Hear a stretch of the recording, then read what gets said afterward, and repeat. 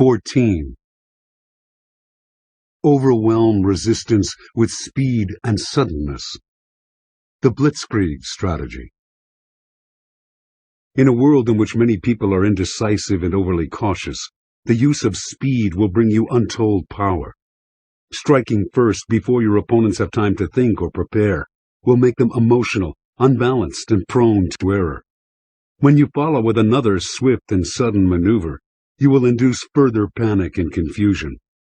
This strategy works best with a setup, a lull. Your unexpected action catches your enemy off guard. When you strike, hit with unrelenting force. Acting with speed and decisiveness will garner you respect, awe, and irresistible momentum. Slow, slow. Quick, quick. In 1218, Muhammad II, the Shah of Khwarezm, received a visit from 3 ambassadors on behalf of Genghis Khan, the leader of the Mongol Empire to the east. The visitors bore magnificent gifts and, more important, the offer of a treaty between the two powers that would allow the reopening of the lucrative Silk Road connecting China and Europe. The Shah's empire was immense, incorporating present-day Iran and much of Afghanistan. His capital, Samarkand, was fabulously wealthy, a symbol of his power, and increased trade along the route would only add to these riches. Since the Mongols made it clear they considered him the superior partner in the deal, the Shah decided to sign the treaty. A few months later, a Mongol caravan arrived in the city of Otrar, in the northeastern corner of the Shah's empire, with the mission to buy luxury items for the Mongol court. The governor of Otrar suspected the men in the caravan of being spies. He had them killed, and he seized the goods they had brought to barter. Hearing of this outrage, Genghis Khan dispatched an ambassador, escorted by 2 soldiers, to the Shah, calling for an apology. The demand, which presumed to put the 2 empires on equal footing, incensed the Shah. He had the ambassador's head cut off and sent back to Genghis Khan. This, of course, meant war. The Shah was not afraid. His army, anchored by its well-trained Turkish cavalry, numbered over 400,000, at least twice the enemy's size. By defeating the Mongols in battle, the Shah could finally take over their land. He assumed the Mongols would attack Transoxiana, the easternmost part of the Shah's empire. Bordered to the east by the 500-mile-long Sir Daria River, to the north by the Kizil Kum Desert, and to the west by the Daria River, Troxiana's interior was also home to 2 of the most important cities of the empire, Samarkand and Bukhara. The Shah decided to establish a cordon of soldiers along the Sir Daria River, which the Mongols would have to cross to enter his empire. They could not cross from the north, the desert was impassable, and to go to the south would be too great a detour.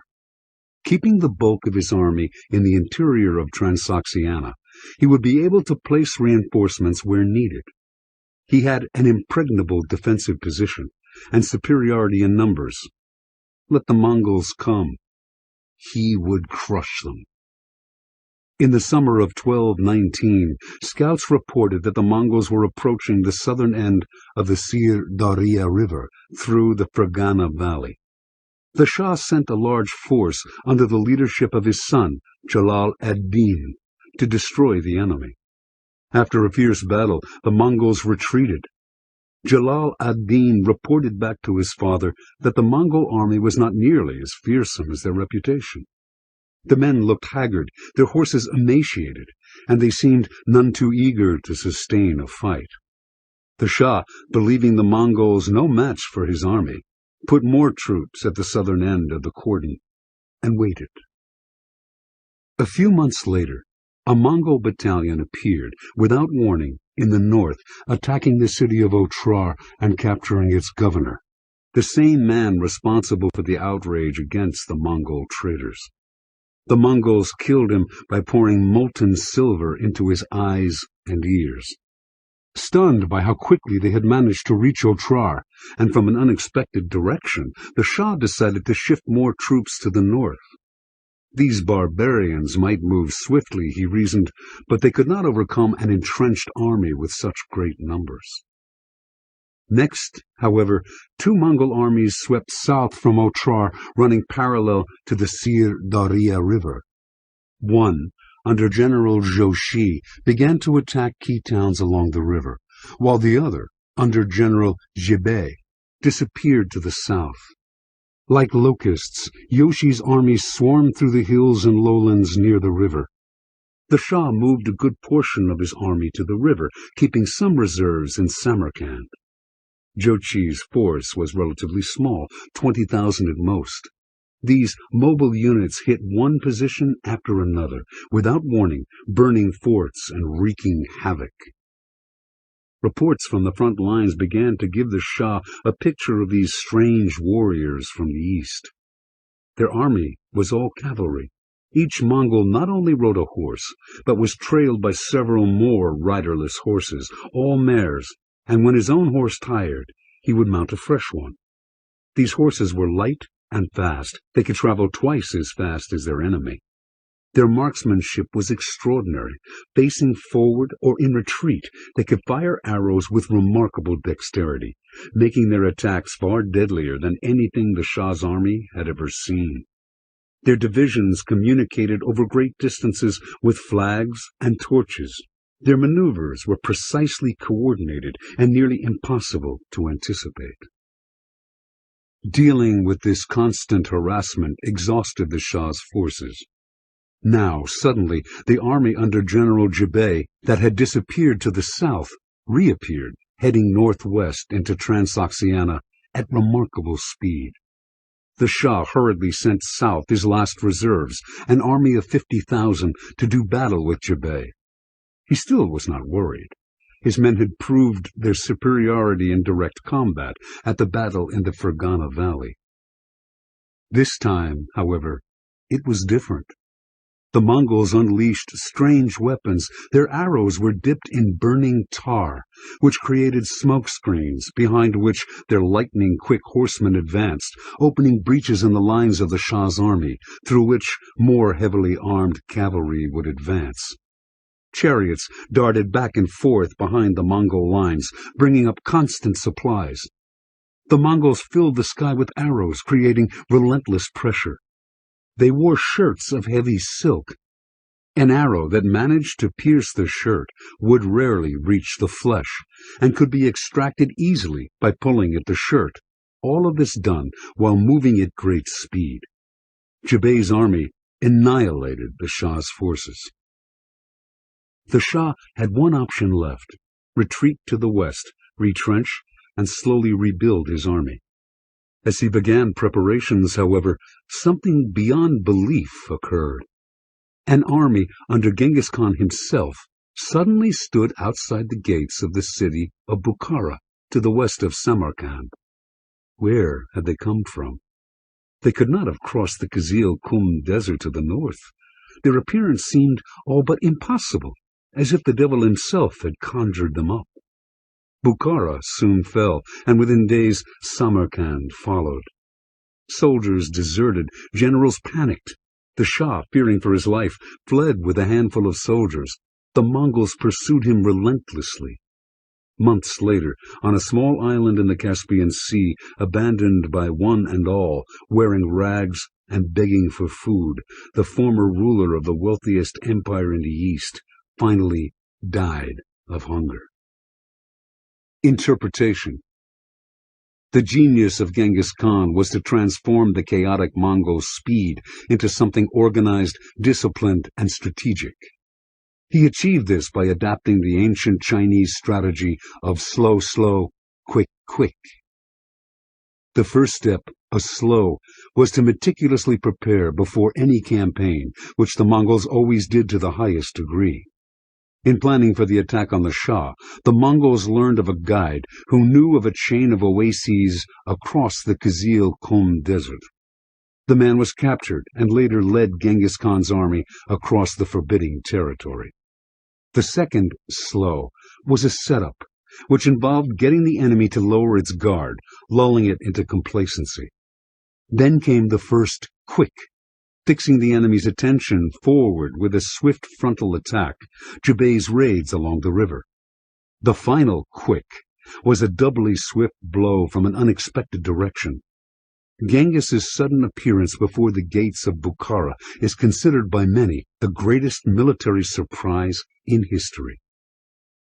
We live in a world in which speed is prized above almost all else, and acting faster than the other side has itself become the primary goal.